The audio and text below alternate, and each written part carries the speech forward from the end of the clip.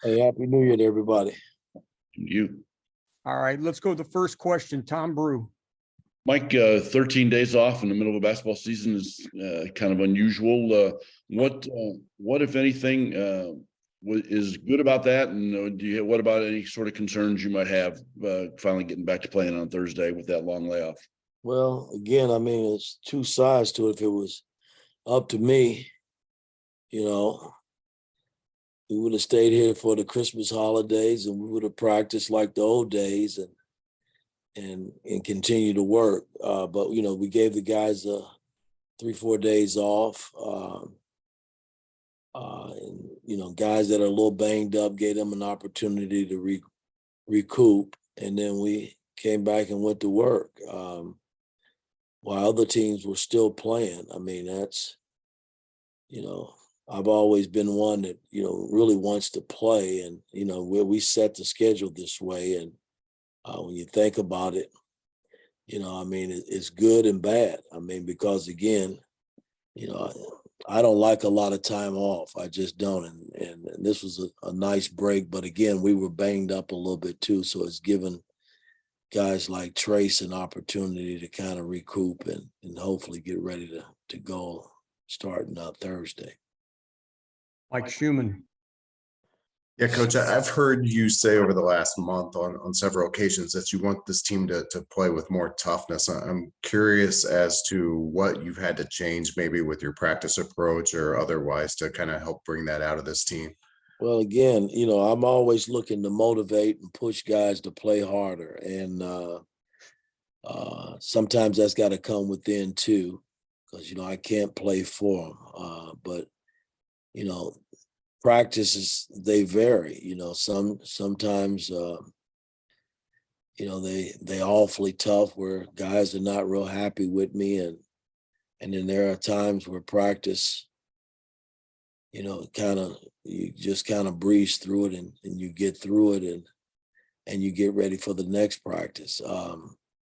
But, I'm just looking at the 3 games that we lost. And we got out toughed in those 3 games. And that worries me, going against really good teams. And now, on the flip side of that, the Xavier game and the Carolina game, we out toughed them. I mean, that was the difference in the game. And so out of the 5 games, we behind one, I think. So we just gotta make sure when we show up on the floor to play, not only do we get off to a good start, but we maintain it throughout the game. And in those 3 games, we just never gave ourselves a chance. Seth.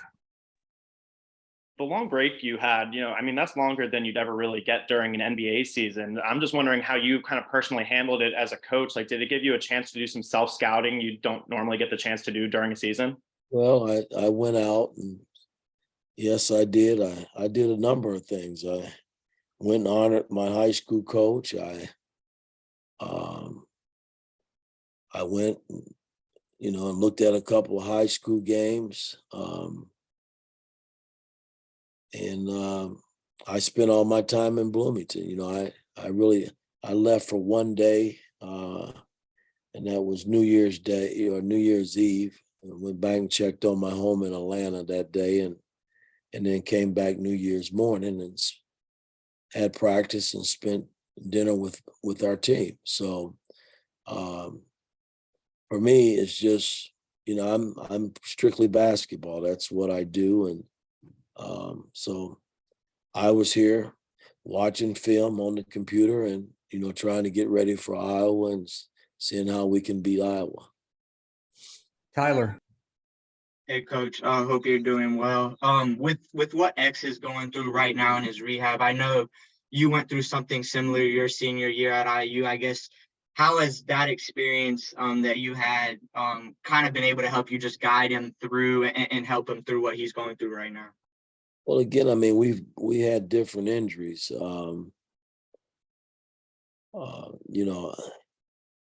I don't know really I don't think anyone knows what the turnaround is for X right now. Only he will know that strictly how his body and his foot accepts, the therapy that he's putting in, the rehab to get back on the floor. My situation was a little different because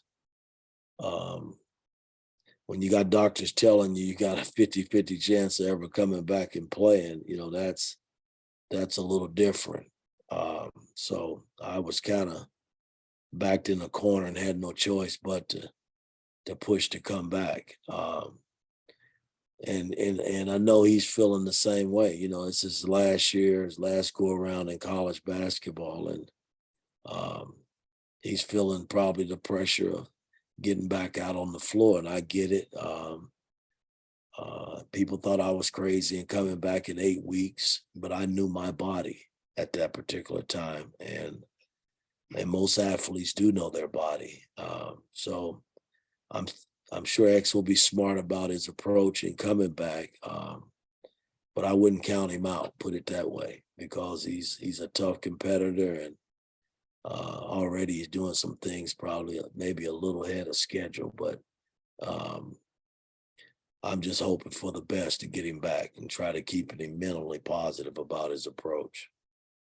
Nathan, Hey, Coach. I'm sure you and the staff have broken down every matchup ahead of this Iowa game, but how does it affect your preparation when an opponent is on a 3-game losing streak like Iowa is? Is there anything you emphasize more when your opponent is going through that?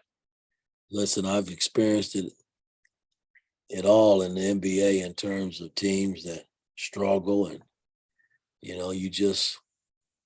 those are the most dangerous teams because their backs is somewhat against the wall, and the fact that they're coming home, they play extremely well at home, and we had our problems with them last year. I mean, we were up 7 at halftime, and in the second half we just threw the ball all over the gym, and then we just gave a 7, 8, 9 point lead, with 5-6 minutes on the clock down in Indianapolis there, to go to the Big Ten championship round. And that wasn't good because, again, that's the game that I got to close. And so those things still stick with me. I harp on last season because that's the only thing I could really talk about based on my first go around. And, you lose 2 buzzer beaters, the Iowa and Rutgers game, and you lose a big game in Wisconsin when you're up 20.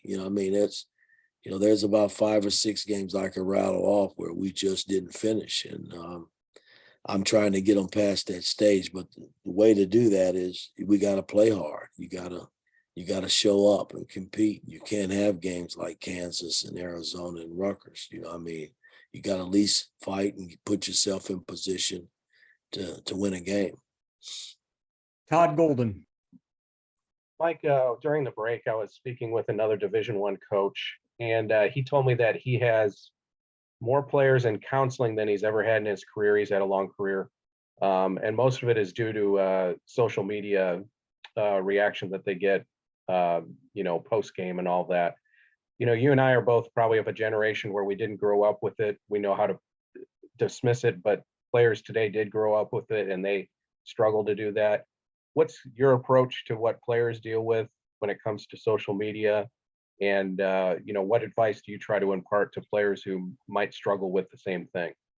Well, I wish it was that easy just to tell them to leave it alone, but it's not. It's in their DNA. This is what they do. And it's tough, man, because it's ruined a lot. It's hurting a lot of athletes, I think, but they can't get away from it. So yeah, you do have counseling set up for a lot of players, and we deal with it with our team as well. I won't hide that fact, but I don't know how you get around it though, because again, unless a player just stays away from social media and focus on his craft, they'll never get away from it, So you hear good things, one day, and the next day it's all tumbling down on you. And a lot of these cats, they just can't they can't mentally take it, and handle it. It's sad, but social media is not going anywhere. And, I just got it from a coaching standpoint, man. I just got to, when I catch a guy that's down or he's going through some situations, man, I just hope that he comes and talks to me where we can possibly get them help, and they're not out on the limb by themselves. Zach, Mike, I guess I just did want to ask you about Trace. You brought him up a little bit earlier, but it seems like he's kind of been just sort of resting through something when he can. With the break here, do you see a difference in where he's at health-wise, kind of getting ready to gear back up for Big Ten play? Yesterday was really the first time he's had some contact. And I thought he looked pretty good. But I won't know the extent of it until I get down there in the training room today and just see how he feels physically. But, he's been doing some things on the floor, but not a lot of contact. And yesterday, we had a lot of contact yesterday, and today we'll have a lot of contact. We'll scrimmage today and just kind of see where he is, providing that, he's feeling good about yesterday's practice. last question, Tom Brew. Mike, I suppose one of the good things about social media is that on Christmas morning, several million people watched Anthony Leal was surprise his sister by paying off her student loans with his NIL money. I was wondering your thoughts on that and how much you enjoyed that yourself. Well, I think it's a beautiful thing because, again, a lot of these kids, man, I mean, NIL is helping out tremendously with a lot of these families. And for him to step up and do that, I don't know how much money he's made in NIL, but the fact that he's made some money and he's able to put it towards, his sister's schooling and her education is tremendous, man. And he'll be blessed for it one day. I mean, he might not see it now, but it'll come back to him. I mean, you do good things like that, good things happen your way. So I'm proud of him, as a young man, because he didn't have to do that. But again, she's blessed from it, and the family is too as well, because that's a big thing to step up and do something like that. All right, Coach, thank you very much. All right, guys, take care.